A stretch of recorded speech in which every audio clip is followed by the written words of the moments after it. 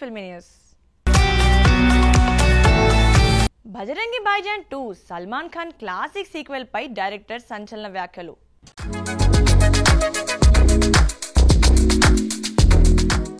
Salman Khan blockbuster Bajrangi Bhaijaan sequel పై దర్శకుడు కబీర్ ఖాన్ సంచలన వ్యాఖ్యలు చేశారు. ఈ చిత్రం అభిమానుల హృదయాల్లో స్థిరస్థాయిగా నిలిచిన కల్ట్ క్లాసిక్. సీక్వెల్ కోసం ఎదురు చూస్తున్న అభిమానులకు కబీర్ ఖాన్ ఏం చెప్పారు? ఆ విశేషాలు ఇప్పుడు తెలుసుకుందాం. సల్మాన్ ఖాన్ నటించిన బజరంగి భాయిజాన్ చిత్రం 2015లో విడుదలైన బాక్సాఫీస్ వద్ద సంచలన విజయం సాధించింది. ఈ సినిమా అభిమానుల హృదయాల్లో చెరగని ముద్ర వేసింది. ఇప్పుడు ఈ చిత్రానికి సీక్వెల్ రూపొందించేందుకు దర్శకుడు కబీర్ ఖాన్ సల్మాన్ ఖాన్తో చర్చలు జరుపుతున్నారు. పింక్ విల్లాకు ఇచ్చిన ఇంటర్వ్యూలో కబీర్ మాట్లాడుతూ బజరంగి భాయిజాన్ 2 సాధారణ కథతో తీయబోతున్నామని స్పష్టం చేశారు.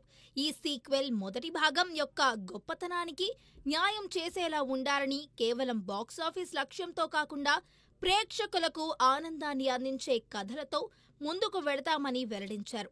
సల్మాన్ ఖాన్ కూడా ఈ విషయంలో కబీర్తో ఏకీభవిస్తున్నారు.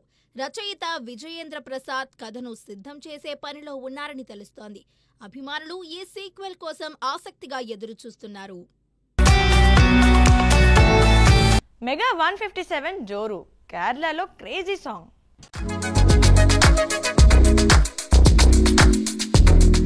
మెగాస్టార్ చిరంజీవి నయనతార జంటగా నటిస్తున్న మెగా 157 సినిమా 3వ షెడ్యూల్ కేరళలో ఆరంభమైంది. ఈ షెడ్యూల్లో ఓ స్పెషల్ సాంగ్ షూట్ జరుగుతోంది. దర్శకుడు అనిల్ రావిపూడి ఈ చిత్రాన్ని చాలా జాగ్రత్తగా తెరకెక్కిస్తున్నారు. ఈ సినిమా 2026 సంక్రాంతికి విడుదల కానుంది. ఈ సాంగ్ గురించి మరిన్ని విశేషాలు చూద్దాం. మెగాస్టార్ చిరంజీవి నయనతార జోడీ మరోసారి సిల్వర్ స్క్రీన్ పై సందడి చేయనుంది. మెగా 157 చిత్రం 3వ షెడ్యూల్ కేరళలోని అలప్పుజ సమీపంలో జరుగుతోంది. ఈ షెడ్యూల్లో ఓ అద్భుతమైన పాట చిత్రీకరణ జరుగుతోంది. సంక్రాంతి వస్తున్నాం చిత్రానికి కొరియోగ్రఫీ చేసిన భాను ఈ పాటకు ప్రత్యేక నృత్య రీతిని రూపొందించారు. అనంత శ్రీరామ్ రాసిన సాహిత్యం ఈ పాటకు మరింత ఆకర్షణను తెస్తోంది. దర్శకుడు అనిల్ రావిపూడి తనదైన శైలిలో బడ్జెట్ను నియంత్రిస్తూనే అత్యుత్తమ విజువల్ అనుభవాన్ని అందించేందుకు కృషి చేస్తున్నారు. ఈ షెడ్యూల్ జూలై 23 వరకు కొనసాగనుంది.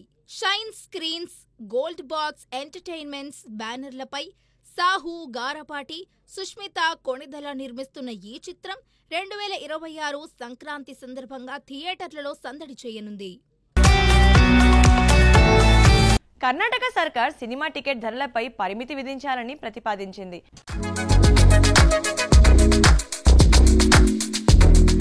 ఇది అన్ని థియేటర్లు, మల్టీప్లెక్స్లో భాష, స్క్రీన్ ఫార్మాట్తో సంబంధం లేకుండా వర్తిస్తుంది.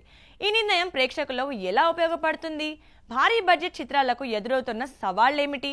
పూర్తి వివరాలు తెలుసుకుందాం. కర్ణాటక ప్రభుత్వం సినిమా టికెట్ ధరలను 200కి పరిమితం చేసేందుకు ప్రతిపాదనలు సిద్ధం చేసింది. ఈ నిర్ణయం రాష్ట్రంలోని అన్ని థియేటర్లు, మల్టీప్లెక్స్లలో భాష లేదా స్క్రీన్ రకంతో సంబంధం లేకుండా అమల్లోకి రానుంది. సామాన్య ప్రేక్షకులకు ఈ నిర్ణయం సినిమా చూడటాన్ని మరింత సరసమైనదిగా మార్చనుంది. అయితే భారీ బడ్జెట్ చిత్రాలు, నిర్మాతలు ఈ ఆంక్షల వల్ల ఆదాయంపై ప్రభావం పడుతుందని ఆందోళన వ్యక్తం చేస్తున్నారు. ఐమాక్స్, 3D, 4DX వంటి ప్రీమియం స్క్రీన్ల ధరలు కూడా ఈ కొత్త నియమం కిందకు రానుండటంతో నిర్మాతలు లాభాలను సమతుల్యం చేసుకోవడం కష్టతరంగా మారింది. ఈ నిర్ణయం సినిమా పరిశ్రమలో ఎలాంటి మార్పులు తీసుకొస్తుంది?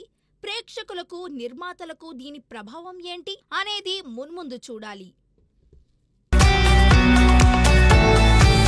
2025లో నెట్ఫ్లిక్స్లో అత్యధికంగా చూసిన భారతీయ చిత్రాలు ఇవే.